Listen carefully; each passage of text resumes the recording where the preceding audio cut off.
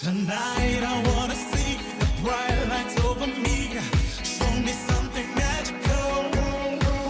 Show me everything I want and more.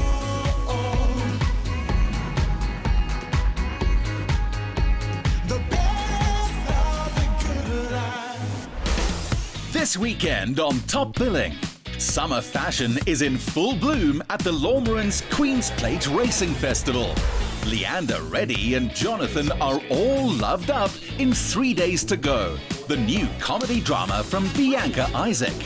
Chef Ash Heeger and her sister Mandy van den Berg open their second hit restaurant, Riverine Rabbit, and they're cooking at 400 degrees. Ryle takes a flight from mainland Australia to Kangaroo Island, finding himself in a land that time forgot, with sea lions, kangaroos and koala bears. Flamehead Springbok Steven Kitshoff rounds off an exceptional season by marrying his longtime girlfriend Amy Steenkamp. And your presenter this evening, Harmony Katalondi, brings you the show from this award-winning luxury modern take on a cabin in the woods.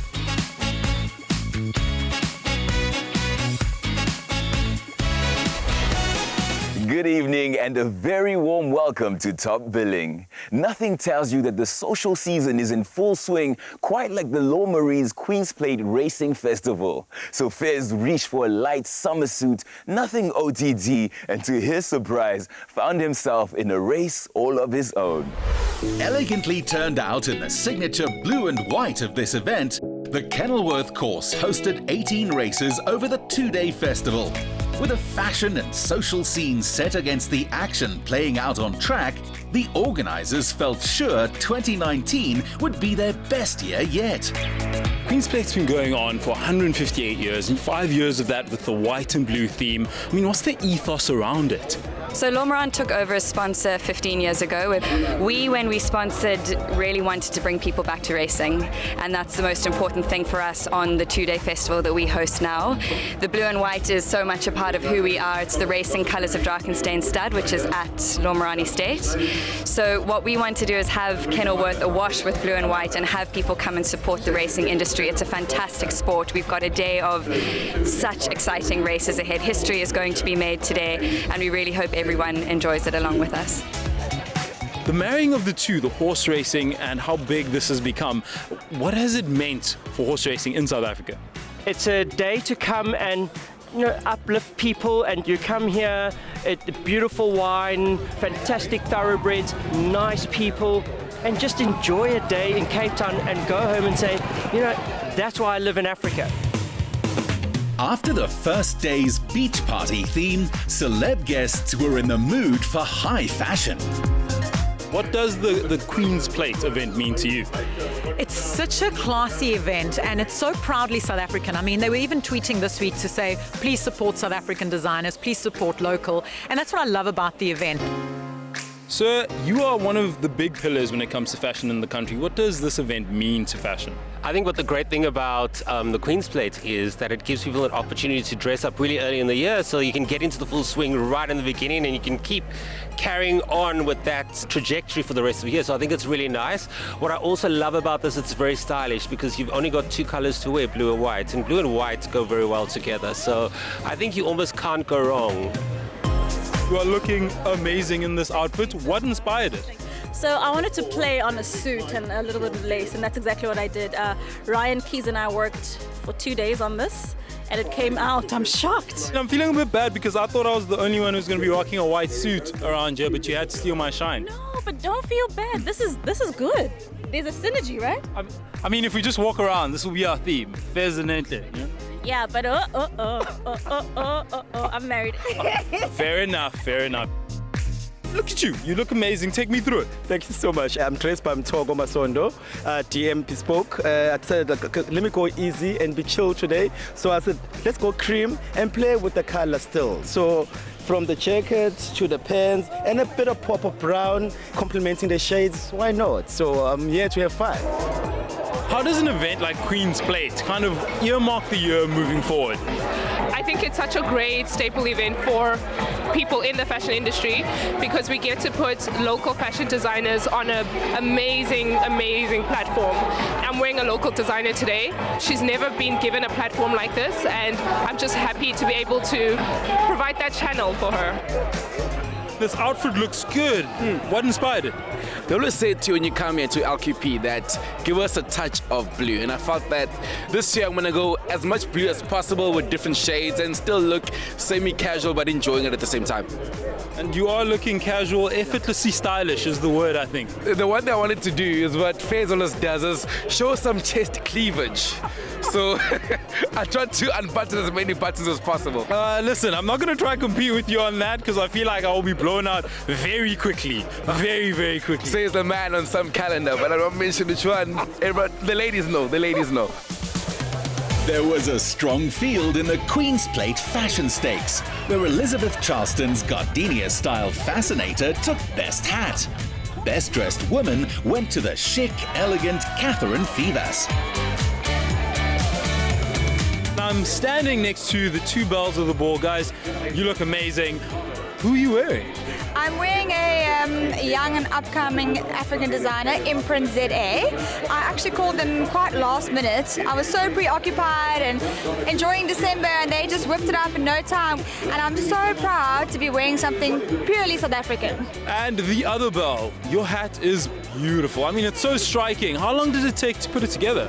Well, the base was from my milliner in New Zealand, and then I had to create something striking above it. So I've been in South Africa for 2 months now, and as soon as I arrived, I started looking around the stores, seeing what ingredients I could use for millinery.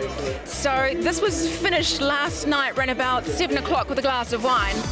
Our presenter, Fezile, was here to cover the action, not be the story.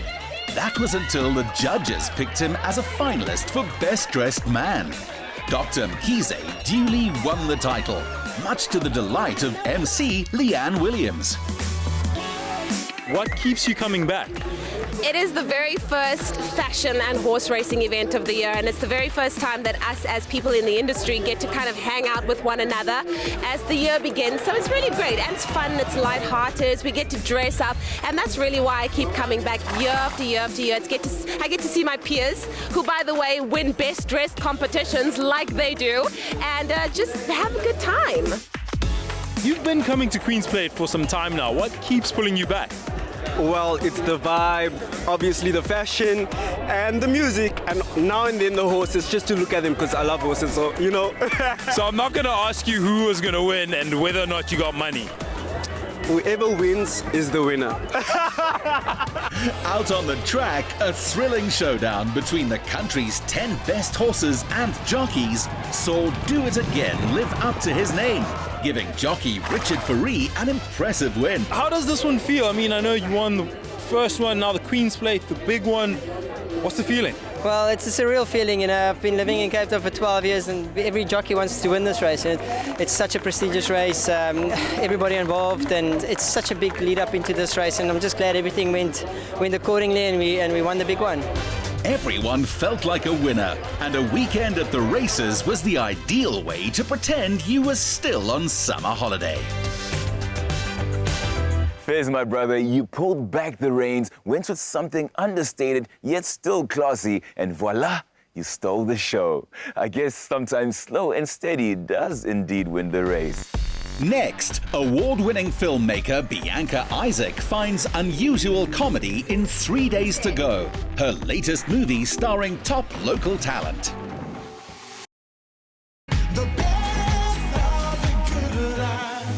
Our fellow presenters follow many creative paths. For Jonathan, it's film, and his latest comedy drama, 3 Days to Go, sees 4 grown siblings return home for their father's funeral. But I have a feeling the poor man's soul isn't going to rest in peace. I can't believe he's dead. Who's dead? Dad. That'd be the day. He died a few hours ago. What? Writer-director Bianca Isaac has given this death-in-the-family story an unusual twist. Actress Kajal Bhagwandeen had to be involved in this tragi-comic plot, which looks at very real family issues. Ladies, it's lovely to see you again. Always good to see you. It's a bit of a reunion. I'm feeling the woman power again. It's a good vibe. Yeah. And just in time. To put it briefly, a very brief summary, it's a bunch of siblings that get together after the death of their father and kind of all hell breaks loose. Yeah. Where did the inspiration for the story come from? I really wanted to tell a story that was original. And the one thing that we can guarantee is original is when someone dies. And I thought, what would happen if siblings got together and they didn't see each other for a while and they came with their baggage and they had to stay under this roof for a weekend for their dads, but then it's not really about their dad, it's about them and their dynamics. And so that's where it started from, and we just started growing and growing. Yeah, there's so much happening. You know, Amy, you play, I'm calling you by your character name, That's okay. Kajal. You play Amy, the youngest of the siblings. Yes. She's a bit of a spoiled brat, going through stuff with her marriage. So what was very... I would say she's a little more than a More brat. than a brat, Not yeah. a little of it. She is the youngest in the family, and she's a sister you love to hate. Miss Know-It-All, and she likes to project that her life is perfect, but no one's life is perfect, and especially not Amy's. Be your award-winning producer. This is your directorial debut. How's that process been for you? It's been good. I really enjoyed it, and I had to work with a fantastic group of actors.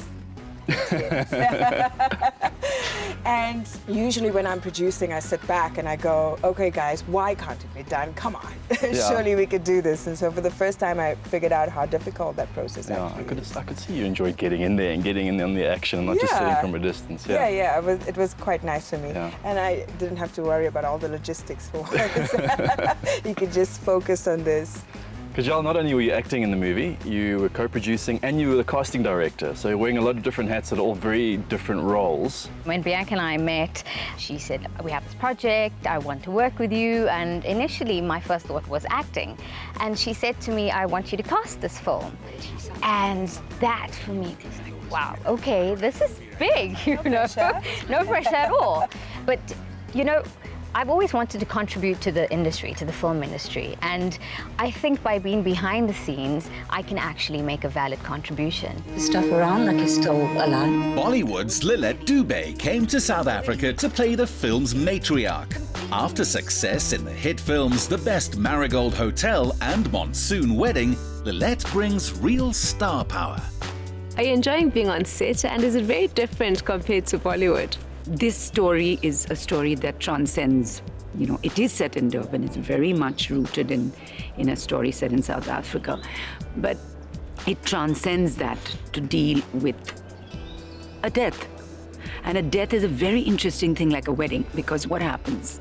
People who are very far-flung from each other are put together in a pressure cooker because they don't want to be there all together at the same time. They haven't chosen to come here. So, you know, the pressure cooker is simmering and boiling, and then, you know, the lid comes off. And everything that's been inside people for so long starts coming out. Jonathan shares most of his screen time with Isidingo's Leander Reddy as a romantic lead. You two play love interests in the movie. I'm sure there's a lot of drama. Yeah, there is a lot of drama because Janet has to be quite discreet with this guy who's the love of her life for the past couple of years, I think 5 years now that they have a relationship. And she's trying to almost keep him a secret from the rest of the family, or she's just very proper in front of them. Of course, it all goes to hell because they find out, and they are so nosy, and she knew that was going to happen. And then, of course, added to that is the daughter. Yeah. Jonathan, how has the movie star experience been? Yeah, this is really cool because the last movie I did, I was a raging psychopath. I played the bad guy. So this one's been it's a nice breather to just be the good guy and kind of be in the background. I mean, the women are really the stars in this movie. It really is a great movie for women empowerment. I'm very much a supporting character in this. I just look at her like googly-eyed the whole movie, so occasionally it's pretty much a dream role for me. The story is filled with colourful characters, like Candace, who's played by Zakir Patel. Zakia, I understand you're not a good influence on your cousin in this movie. Tell us about your character. So she is a young mom of two who's not very interested in her two little boys, who it's so hard playing this character because when the camera's not rolling, I just want to squeeze and kiss these two boys, Miran and Zifar. They are such amazing little boys, intelligent, smart, so cute. And so it's really hard to like flip into that, you know, non-caring, careless mother. But it's such an amazing role to play because I've never played a mother. I've never played such a bad influence. It's quite a dark character and I'm really excited about that. I influenced my cousin to smoking and a whole lot of other stuff, which you'll have to watch to find out. What do you, as a producer, director, actress, what do you want audiences to take away when they leave that cinema? That no family is perfect, but your family will always come first, no matter what. So you can fight with each other, you can not talk to each other for years and years, but there will come a day when you see them and you meet them and you fight it out or you shout and scream at each other, and then you will hug it out after that and you will leave feeling loved. And for me, that's a very important thing. I think people don't really understand family values until they're in that moment of loss. And you see the people you haven't spoken to for a long time and you go, actually, I kind of like you and I miss you. And so I want people to walk away going that your family's not perfect, but it's going to be okay. Why? Hey, boys! Why are you listening to Ricky? He's drunk. You're drunk. What's going on? 3 days, right? 3 Days to Go has just opened in cinemas across South Africa. Way to go, Jono. From the reviews our brother is getting on social media, I would say we have a bona fide movie star in the family. Coming up, a forest of centuries-old trees make the stunning fourth wall of this modernist home, in which a former apprentice architect becomes the master.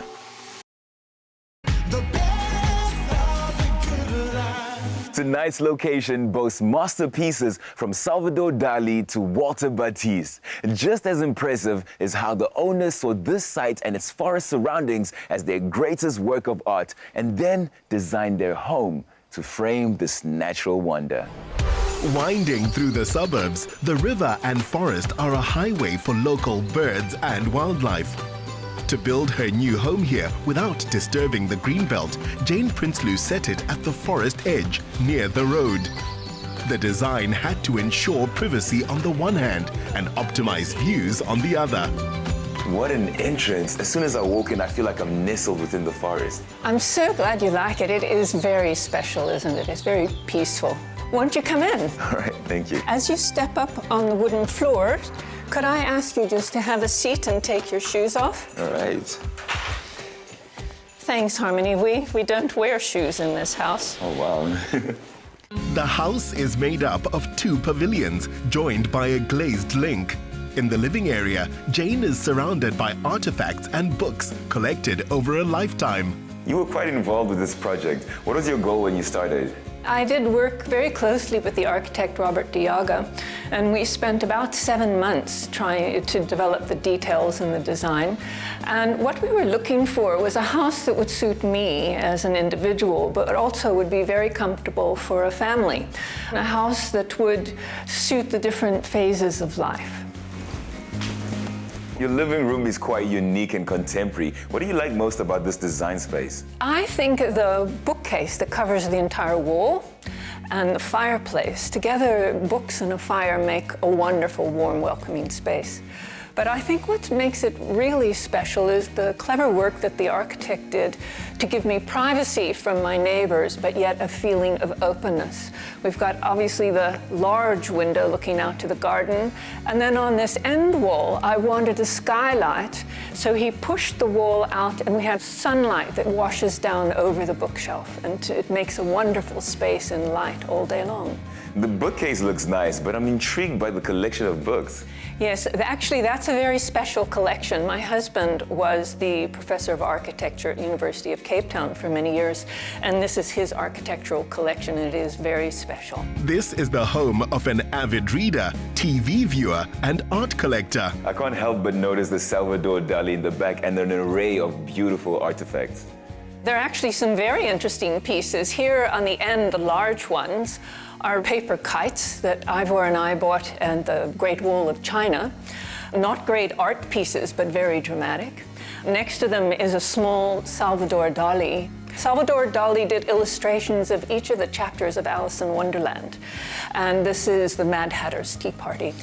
And some of the other pieces up on the top of the bookcase, there is a fish, that's a Jackson Shumwani fish.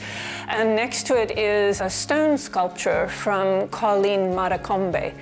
And that's very special too. But I think the thing that is most precious to me is probably this fabric that's on the dining table.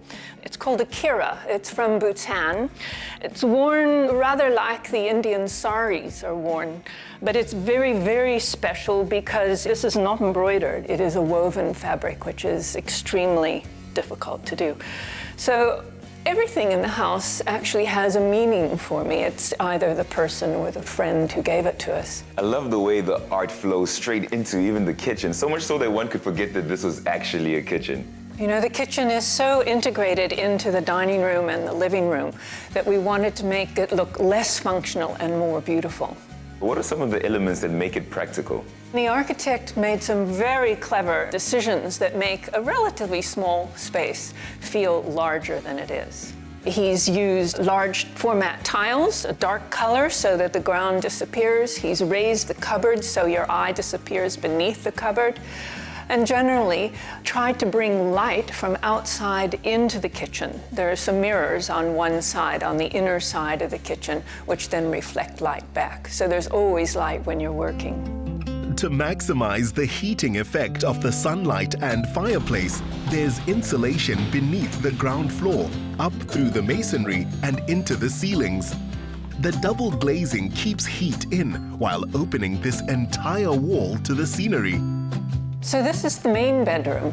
This is like living in the trees. It is like being in a tree house, isn't it? One of the things that definitely stands out for me is this interesting looking chair. Yes, that was designed by an architect, a Dutch architect, almost 100 years ago. His name is Gerrit Rietveld. It was built for my husband by his architectural students. The colors and lines echo the graphics of Dutch painter Piet Mondrian. This is more comfortable than I thought. It fits your body well. Yeah. Looking at this place, there's so much going on. Tell me a little bit more about some of the pieces you used to decorate this room. We don't have a great deal, but the ones that might be most interesting are these set of combs. They're probably about 150 years old, and my great-great-grandmother used to wear them when they wore their hair all up. They've been in boxes for about 100 years, and I decided to get them out so that I could enjoy them. And it's complemented so well by these other images, but there's a particular image I saw in your shower. Yeah, that's right. That's a print by Walter Battis, a South African artist. We thought, make the bathroom beautiful too. Jane has integrated decor and practical features within the interior architecture. That is such a clever design. That's the chimney that's coming up from the fireplace in the living room downstairs. The only heating in the house comes from that fireplace. So we drew the chimney and the heat up through the bedroom so that this room gets some of that benefit as well. Being in here with this immaculate view makes me want to step outside. Shall we go see the garden? Let's go have a look. All right. The house was shaped to the natural lie of the ground, and the plants look like they seeded themselves.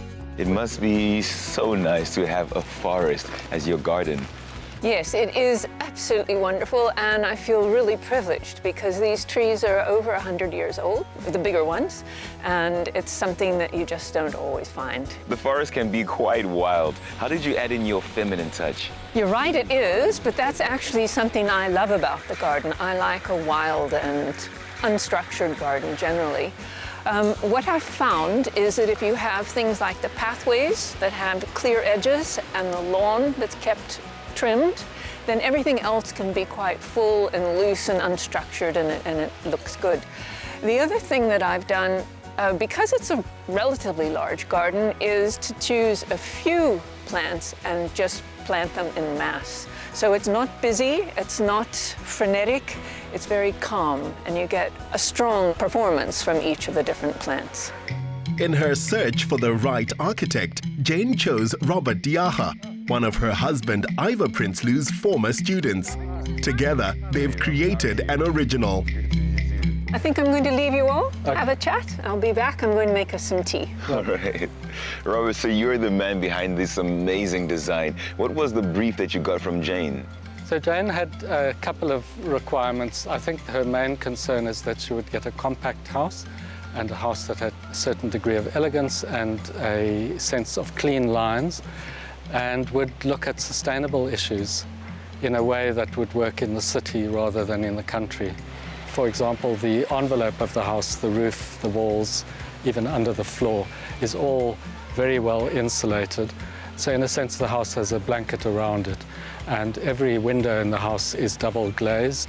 So that's looking at the thermal heat transfer aspect, and wide eaves to keep out the summer sun but allow the winter sun in. And because the eaves are so wide, you get lovely rainwater harvesting from the roof without gutters because of all these needles from the trees.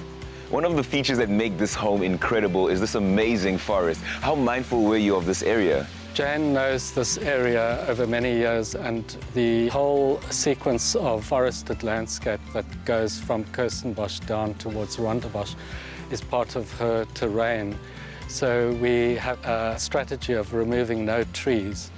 And the other aspect is to try to incorporate the poetics of trees, the Sylvan factor, into the more precise mathematical qualities of the house. Jane runs her massage therapy practice from here, and it's a serene environment. Robert's design has won an award from the Cape Institute of Architects, and it's sure to be the first of many. As a writer, this would be my favorite creative spot. But what do you love most about your home? You know, what I think I enjoy the most is the integration of the house and the garden. When you're in the house, in almost every room, you're looking out at the garden, and what I get pleasure from throughout the day is the way the light comes through the leaves in different angles. That's just magic.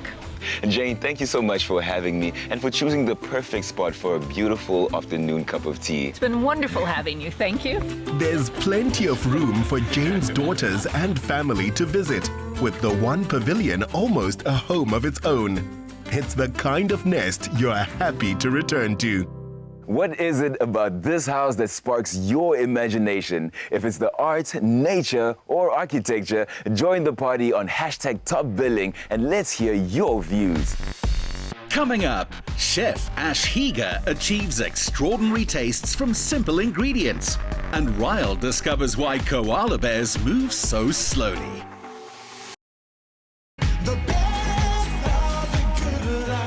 Next, food. Chef and hit restaurateur Ash Heeger made her name by cooking over an open fire. That hasn't changed in her latest spot, Riverine Rabbit.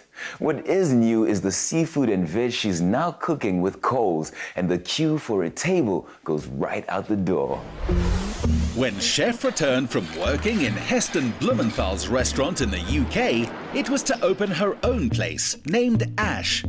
This is her second hit restaurant, together with her sister, Mandy van den Berg. Good to see you. Good to see you. Thanks for popping in. Sure, congrats on the new spot. Thanks very much. You've done a fantastic job on the decor. It kind of feels like you enter at the tree and then go down into the roots, and it's got this whole magical feel to it. That's exactly what we're looking to achieve by bringing in all the different types of greenery and having it sort of flow into the venue, and bringing in the wooden elements and the leather and the marble as well. All those really natural elements. It's also a little bit like walking into a burrow or a rabbit's warren, which is pretty much what we were trying to go for as well. We're getting more of an idea of why you called it Riverine Rabbit. Yeah, exactly. So, you know, the Riverine Rabbit is extremely critically endangered. It sort of hails from the Karoo. The reason it's so endangered is because of over-farming, and in particular livestock farming, which fits very well into our ethos of cooking and eating sustainably. There's loads of dishes on the menu that encompass that Karoo feel. Also, a lot of our herbs that we use are sort of the natural fodder of the Riverine Rabbit as well, all cooked over a fire. So it's that natural state between sourcing ingredients from the Karoo, cooking them sustainably for us. And no, we do not have rabbit on the menu. No rabbit on the menu, none whatsoever. The decor and menu are both landing 5-star reviews. with choices from a short 3-course offering to a curated 7-course experience. So basically we're making a leek dish, which is my favorite dish on the menu. It's like an homage to like a steak in béarnaise, except there's no steak involved. We're like basically treating the leeks like a steak.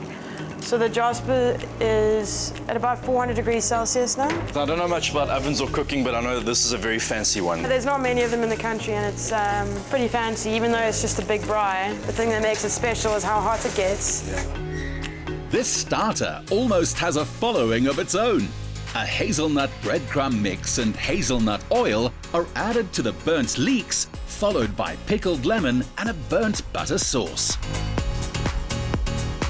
And the absolute last thing we're going to do is add some local grana padano. It tastes a lot like parmesan, but it's made locally. Obviously, parmesan isn't local. That's our burnt leek dish. Oh man, my mouth's watering. Can't wait to taste. But we have to wait though. We have to continue. Ash has set up a sustainable seasonal supply of produce, like these hand-caught harder fish.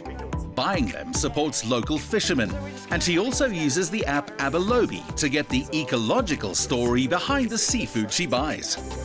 Hard is on the SASSI green list, so that's something very important that we keep in mind when we are using any seafood. And I was lucky enough to receive the 2018 Trailblazer Award from SASSI. It's very important that we respect that organisation and what they're trying to achieve. Yeah.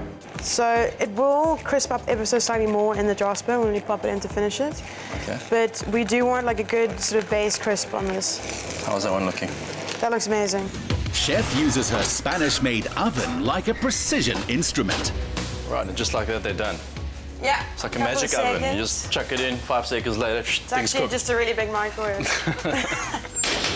Now the fun part, we make it look pretty. Yeah, exactly. So there's a bit of garlic butter left over here.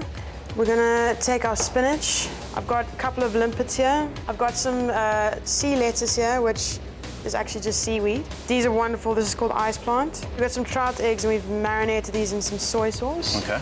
And then we've got some sea fennel. And the last thing we're gonna add, I've made a broth. It tastes like a rock pool, but like not in a bad way, hopefully. Tastes like a rock pool. And yeah, it's local. It tells a story.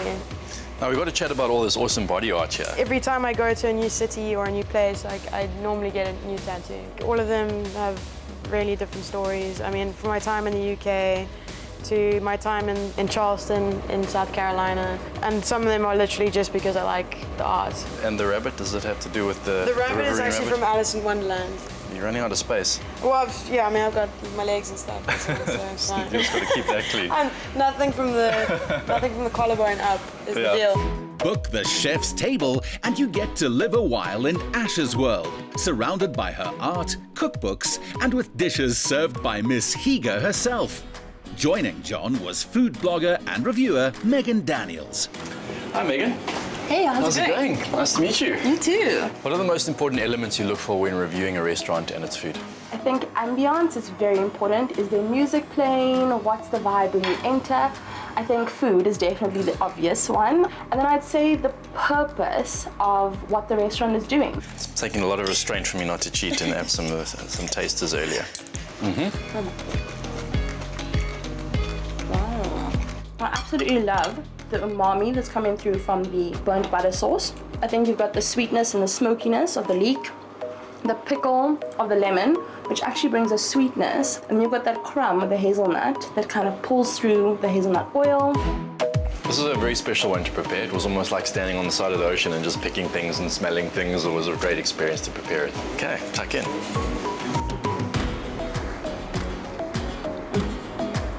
I think it's absolutely incredible how Ash has taken an incredibly underrated fish like the harder and centered all these incredibly seasonal umami flavors around it to actually make something so beautifully rounded. Dessert was a sweet cream parfait with strawberries and shortbread crumble. Thanks so much for having me. Definitely a place that has burrowed its way into the heart of Cape Town. I like that. Very cute. Ash, thank you so much. Absolute pleasure, guys. Thanks so much for coming through. Diners from the UK to Europe and the US give Riverine Rabbit top marks. What you won't find on Ash's menu is kangaroo, which is something the Aussies enjoy as much as we like ostrich. But when Ryle went to visit Australia's famous Kangaroo Island, he found a place where these giant marsupials are seen more as friends and not food. If Adelaide offers a picture of modern Australia, then a short flight southwest of here takes you back in time. Isolated from invasive animals like rabbits, foxes and cats, the indigenous kangaroos, koala bears and seals flourished here.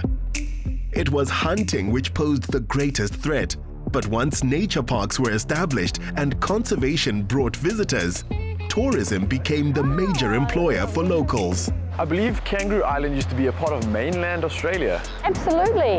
About 16,000 years ago, when the sea rose, we were separated by the ocean and became our little island of Kangaroo Island. Discovered by Matthew Flinders in 1802, and he named it Kangaroo Island because of the kangaroo population that was here. And what is it that makes Kangaroo Island so unique and special? Look at this. This makes Kangaroo Island unique and special. Sea lions, kangaroos, koala, all the most amazing animals and beautiful, beautiful views that we'll see later on today. Well, you're a born and bred local, so I cannot wait to explore more of the island. Okay, let's go down onto the beach and get amongst these beautiful sea lions. Vicky, this is one of the very few places in the world that you get to be this close to a sea lion. But why the name sea lion? That is so true. This is one of the only places in the world that we are able to come so close onto the beach with these animals. And sea lions, because when our first explorers came here, they discovered these creatures on the beach with these big white manes like a lion, and then realised that they were sea creatures, so called sea lions. What is the difference between a sea lion and a seal? Okay, the difference between a seal and a sea lion is our sea lions have little ears, so you'll notice those behind their eyes, and a real seal waves along on the ground, whereas our sea lions will walk and use their flippers as little feet as well. They seem to be very social animals. Well, they look sociable, and they are all lying together really nice and close, but that's just so they keep warm. They only have hair on their bodies, so to keep warm they need to be close together. But they're really very solitary. They will go out into the ocean fishing on their own, and they won't be together at all. They go out for 3 days and 3 nights, and they will dive to the bottom of the ocean and eat fish, crustaceans, squid, octopus, whatever they can find. Growing up to 300 kilograms, the Australian sea lion was a favorite of hunters until the government stepped in to save them. What sort of protective measures are being put in place to prevent them from becoming extinct altogether? Well, these guys were almost hunted to extinction way back in the early 1800s. So now Seal Bay is protected from any kind of activity, so we can just come down here, look at them, and they can live their lives and be protected. Another of the island's many drawcards are the perfectly named Remarkable Rocks. They're naturally sculpted formations balanced on top of this giant granite outcrop. These rocks are such an incredible testament to the power of nature. They certainly are. It's taken 500 million years for these rocks to form. They started out as a mass of molten rock below the Earth's surface, slowly pushing their way through. Once they've got to the top, they've cracked apart, and Mother Nature, weather, has taken all those years to form these amazing, beautiful, remarkable rocks. I'm seeing a strange orange colour on the rocks. The orange on the rocks is actually lichen. It's a small little organism that grows on rocks. It secretes an acid which will break down the rock and turn it back into stone. So it's part of the erosion process. Moving almost as slowly as erosion are the local koalas. Oh, look at the little baby there. Yes, isn't it beautiful? That's Mum with her joey. All our Australian animals, our marsupials, are called joeys. Now this is her baby from last year, and it's almost ready to leave her and become its own koala. How do you tell the difference between a male and a female? The males have a big nose and little ears, and the females have a little nose and big ears. Although all koalas have a cream chest, but the males will have a big brown patch on their chest as well. And right now, they seem quite chilled. Are they sleeping? Do they come alive at night? They are far more active at night. They're really much more active at night, but because they have no nutrition in their leaves, they sleep all day. About 18 to 20 hours every day of sleep. Sounds like a beautiful life. Can I join them? Yeah, climb that tree and you can be a koala too. There's beef and wine farming on the slopes, and the coast makes for top rock lobster fishing.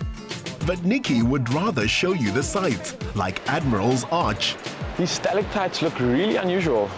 They look like stalactites, but actually they are petrified tree roots from millions of years ago when trees were on the top of the cliff here before the erosion started, and the wind and water has eroded all that to expose the tree roots. It's amazing. So this would have been solid rock back in the day? You're exactly right. It would have been all rock, but over time, weather, water, erosion has eroded it away into this amazing arch. The seals down here look like they're having a really good time. These are the long-nosed fur seals. Very similar to the Australian sea lion, but they live on the rocky outcrops, and that's why they love to be here. They come here once a year. The females give birth just on the other side of the arch, and they spend their whole 12 months here preparing and learning how to become a long-nosed fur seal. So why the name Admiral's Arch? No one's really sure as to why it is called Admiral's Arch, and so the jury's still out on that question. Well, for now, I'll claim it as mine then. Why not? We could rename it Admiral Ryle's Arch. The island story is told in a timescale of tens of thousands of years. A good place to get perspective on what's worth worrying about in life and what isn't. As the locals are fond of describing their unique time capsule of an island, it's minutes away from the mainland, but still millions of years away. Coming up, rugby royalty and British aristocracy party in the Winelands as Springbok prop Steven Kitshoff weds makeup artist Amy Steenkamp. Biding his time paid off for prop Steven Kitshoff, who in 2018 cemented his place in the Springbok scrum. Investing 7 years in his relationship with Amy Steenkamp proved even more rewarding the day she said "I do" in a magical summer wedding.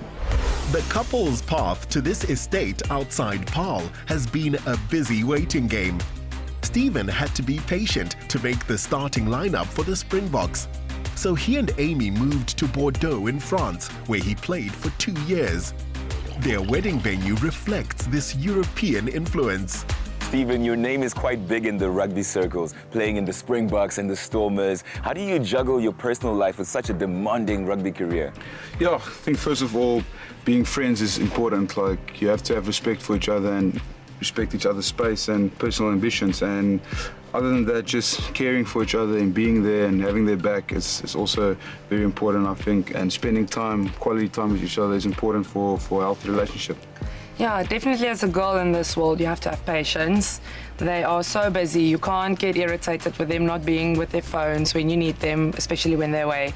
They're busy boys, you have to be patient and yeah, just respect them and support them. Amy, what attracted you to Steven?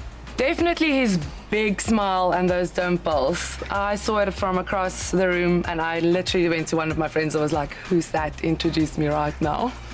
Is he a romantic? How did he pop the question? He did so well. We were living in France and we had 2 winters and he came home one day and he just went, "Let's go somewhere, anywhere. You pick, we go." And I went to Dubai. I love the desert. I haven't seen sunshine in a while.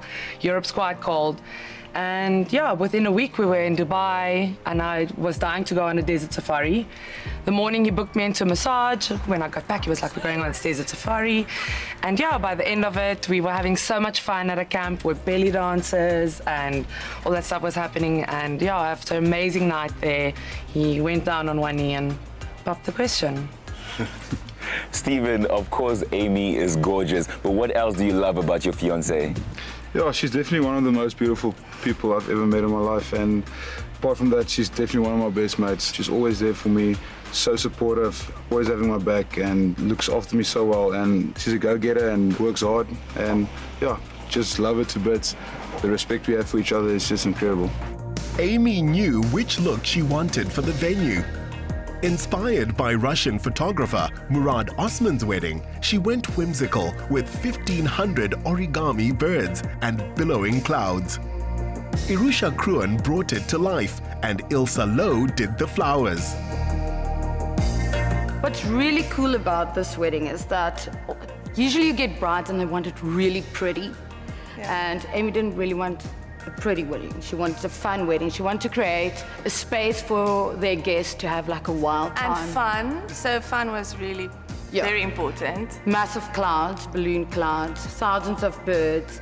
But it gives the guests the opportunity to experience something they'll never get at a wedding, because this is not wedding-like. It's more like it's theatrical. It's a show, basically.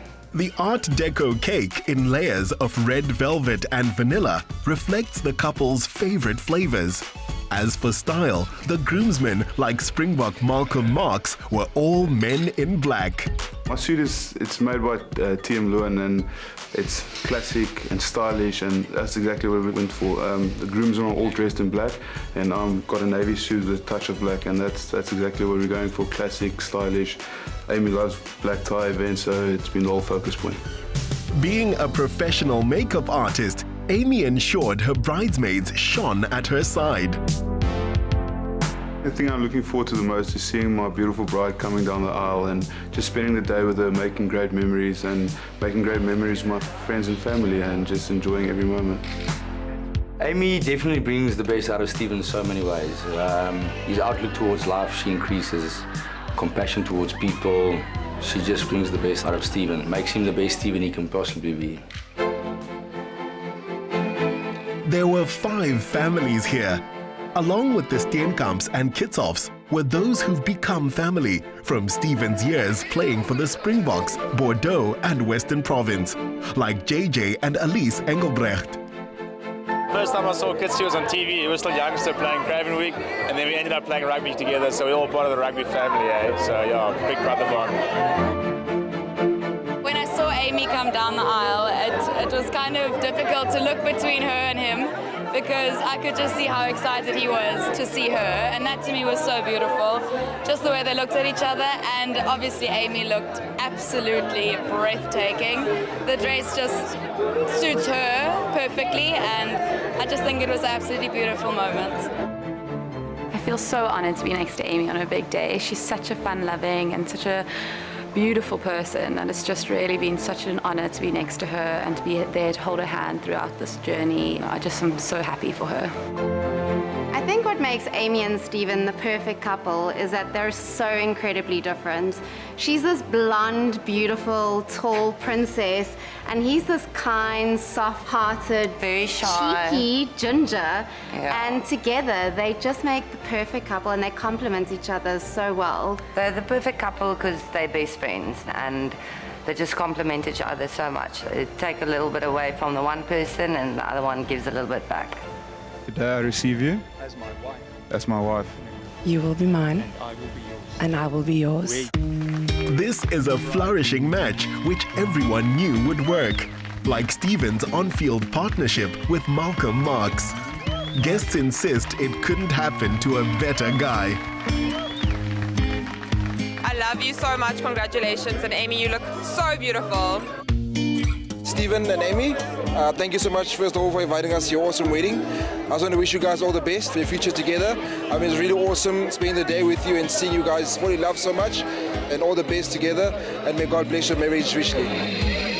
We know Amy now for the last 8 years. She's an absolute brilliant person. She's a loyal, passionate about life, and she's a very great supporter of Steven, and we are very, very proud to make us part of the family, and we are very lucky to have her. We feel truly blessed and thrilled to officially welcome Stevie into our family. I can only say well done to his parents for raising this remarkable young man of incredible integrity. He is the humblest hard worker. He adores our daughter, treats her like a princess every day, and I think surely that is what every parent prays for. The highlight for me was definitely my beautiful bride coming down the aisle, looking into her eyes and just being happy, and so much joy coming over my heart just to see how beautiful she is, and looking forward to our future together. Walking down the aisle with my dad by my side and seeing his face and getting all teary, didn't expect that at all. We just want to keep building on our future together. I think she supports me every moment that I play rugby, and I'll support her, all her dreams that she wants to endeavour. So I think we just support each other and look after each other, and that's our future together.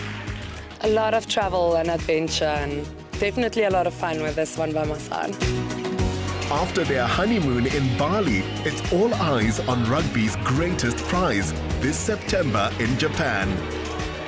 We couldn't hear the vows that clearly, but we could have sworn that the groom said something about bringing home the World Cup. And Steven, vows are sacred. Until next week, good night, South Africa, and God bless. The party continues in Feb as singer-songwriter James Morrison tours SA. Ryle discovers flower power in the healing plants, herbs and spices of the Adelaide Botanical Gardens.